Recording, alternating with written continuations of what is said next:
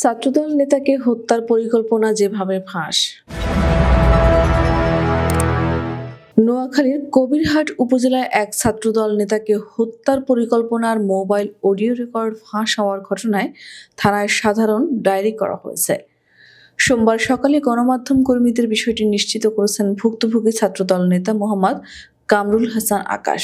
তিনি নিজেই বাদী হয়ে গত ২১ মার্চ কবিরহাট থানায় সাধারণ ডায়েরি করেছেন। ছাত্রদল নেতা আকাশ কবিরহাট উপজেলার ধানসিঁড়ি ইউনিয়নের ৩ নম্বর ওয়ার্ডের নবগ্রামের আব্দুল গনির ছেলে এবং চট্টগ্রাম মহানগর ছাত্রদলের আহ্বায়ক কমিটির সদস্য। অভিযুক্তরা হলেন আব্দুল হাকিম সুজন, শফিউল্লাহ ওরফে হেঞ্জু মাঝি, আব্দুল মালিক ও মোহাম্মদ ইউনুস।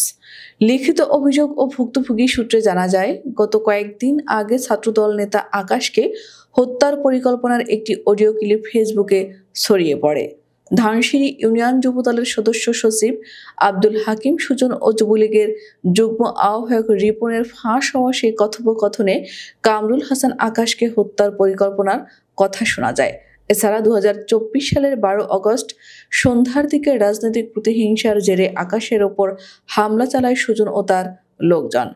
যোগাযোগ করা হলে অভিযুক্ত আব্দুল হাকিম সুজন ফাঁস হওয়া অডিও ক্লিপের ভয়েস তার বলে নিশ্চিত করেন। যুবলীগ নেতা রিপন কিছুদিন আগে মারা যায়। কবিরহাট থানার ভারপ্রাপ্ত কর্মকর্তা মোহাম্মদ শাহিন মিয়া বলেন, ছাত্রদল নেতার পক্ষ থেকে সাধারণ ডায়েরি করা হয়েছে, তদন্ত করে আইনগত ব্যবস্থা গ্রহণ করা হবে। উল্লেখ্য, এর আগে গত ৩ মার্চ শেরপুর সদর উপজেলা বিএনপির যুগ্ম আহ্বায়ক গোলাম জাকারিয়া বাদল সন্ত্রাসী হামলায় নিহত হয়েছেন। তবে মৃত্যুর আগে তার একটি ভিডিও ভাইরাল হয়েছে। মৃত্যুর আগে তাকে কুপিয়ে জখমের ঘটনায় জড়িতদের নাম ওই জবানবন্দিতে উল্লেখ করে যান তিনি। বিএনপির নেতা বাদল হত্যা মামলায় ৩ জনকে গ্রেফতার করেছে সদর থানা পুলিশ। তাদের ১০ দিনের রিমান্ড চেয়ে আদালতের মাধ্যমে জেলা কারাগারে পাঠানো হয়েছে।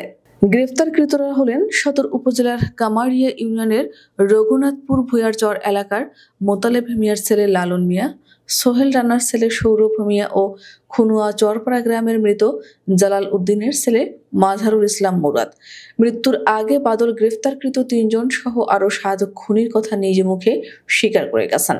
গ্রেফতারের বিষয়টি নিশ্চিত করে সদর থানার ভারপ্রাপ্ত কর্মকর্তা মোহাম্মদ জুবাইদুল আলম বলেন, তথ্য প্রযুক্তির সহায়তায় এই মামলার ৩ আসামিকে ফেনী থেকে গ্রেফতার করা হয়েছে। এ ঘটনায় জড়িত অন্যান্য আসামিদের গ্রেফতারে অভিযান অব্যাহত রয়েছে। প্রসঙ্গত গত ২৫ ফেব্রুয়ারি মঙ্গলবার প্রতিপক্ষের হামলায় ধারালো অস্ত্রের আঘাতে নিহত হন সদর উপজেলা বিএনপির যুগ্ম আহ্বায়ক গোলাম জাকারিয়া বাদল। তিনি সদর উপজেলার কামারিয়া ইউনিয়নের ভীমগঞ্জ গ্রামের মৃত আব্দুল আজিজের ছেলে, শেরপুর সরকারি কলেজ ছাত্র সংসদের সাবেক এজিএস ছিলেন।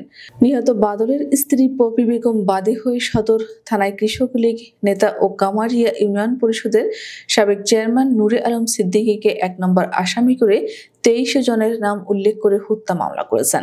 মামলায় আরও ১০ থেকে ১৫ জনকে অজ্ঞাতনামা আসামি করা হয়েছে।